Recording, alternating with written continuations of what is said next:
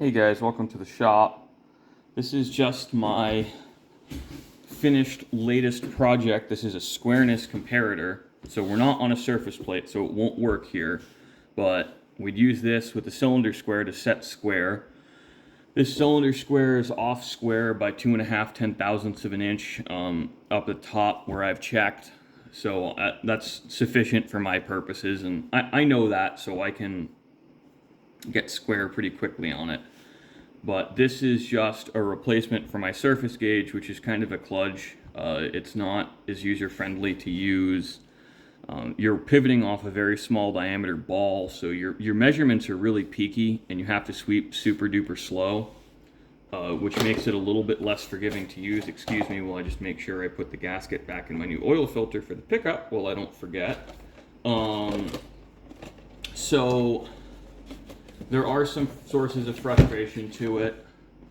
You know, the surface gauge doesn't work as well, but it's a much cheaper tool, and it's very easy to set up. I mean, this is a little bit bulky. I think it's about 3.5, 4 pounds. You can see I wear an extra large glove, so it's not the daintiest thing in the world, and it's got a big indicator on it, but the big indicator is easier to read. I like the plus and minus because this is being used as a plus and minus tool. So, you know, it's just a trade-off. I made the base out of an old truck leaf spring. This is actually the center hole for the bolt that holds the whole spring pack together. This one's counterbored. This is a piece of 4140 precision ground rod, and this is a piece of 4140 pre-hard. I probably could have avoided buying this and chopped up a chunk of leaf spring, but I figured if I killed a slitting saw in the process, it was cheaper to just buy the material. Leaf spring is very hard. It was very difficult to machine this. I had to use carbide. Even though it was annealed, it was really a very brutal material. 5160 is quite abrasion resistant, and it's also deep hardening. So it was annealed, so it was probably in the Rockwell C30 range. Air cooled, this stuff will hit 42 or 45, just depending. So it's pretty chewy material, and you know, it doesn't take a good blue, but I only gave it 1 round of rust bluing solution. I didn't really want to fire up the bluing tanks or something this small. So, you know, another couple of passes, it would have turned out much better. But I think what I'm going to do eventually is I'm going to replace this socket cap screw with a thumb screw. I'll probably make one of those out of brass. I think it would be a nice accent.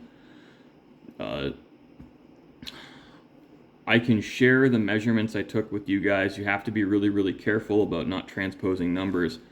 I actually wound up plugging this and drilling it twice because I made 2 drawings for this, one for this indicator and one for a different indicator. My other indicator was much shorter, so I had the hole too close. I didn't want to use the other indicator because the other indicator is a 0.5 thousandth. This is a 10 thousandths. So that wasn't a big deal. You also have to remember when you're translating over, your actual edge distance is 1/2 of your center finder or edge finder closer to the hole than you think. So if I used a 1/4 inch ball edge finder to touch here, so my 0 here is actually 125 thousandths over if I want to find the true edge. Instead of 0 being floating out in space here, I have 0 here. That's pretty important. And also, this hole here wound up being very useful for setting up to cut the radius on it, because what I did is actually just centered this over the center of the rotary table, so I was able to cut, I think this came out to be a 2.03 inch radius. I was shooting for 2, but in this application, a 30 thousandths difference doesn't matter. A larger radius would give you a less peaky reading. I just thought cosmetically a 2-inch radius works pretty well given the width of the piece. Like, this looks relatively finished. I am flirting with going back on the mill and cutting some scallops in the edge, but frankly, I think that's a solution looking for a problem. It's a purely cosmetic thing. It would look nice, you know, radius the back end here, but I just don't think it's strictly necessary. It's a very usable tool as is, and one of my last things is these are actually rollers out of a taper roller bearing. They are tapered, but I drilled a fairly undersized hole and just beat the crap out of them with a hammer. You put them in far enough from the edge that it deforms the material out this way instead of blowing out on the edge. I haven't checked it with a grinder or a straight edge, but I didn't see any signs of deformation. And then you flip this over, and to avoid scratching on the top surface, I just put a piece of paper between the mag chuck and the finished surface and surface ground these so they're parallel with the face. I'll have to check on the surface plate, obviously, but I think we're pretty close. Now, I didn't really know if this deserved a whole video series or not. I did take videos of making it, but if there's no interest in how it was made in some of those setups, I don't feel the need to upload videos no one's going to watch. If people are interested, even 1 or 2 comments, you know, I'll probably chop something together. I might make it 1 half-hour video or a series of 15-minute videos. I don't know yet.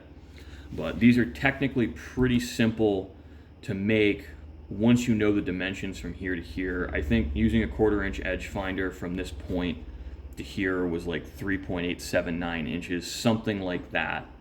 That gave me, I calculated it to give myself 10 thousandths of preload on this, but I'm getting 7 thousandths of preload on average.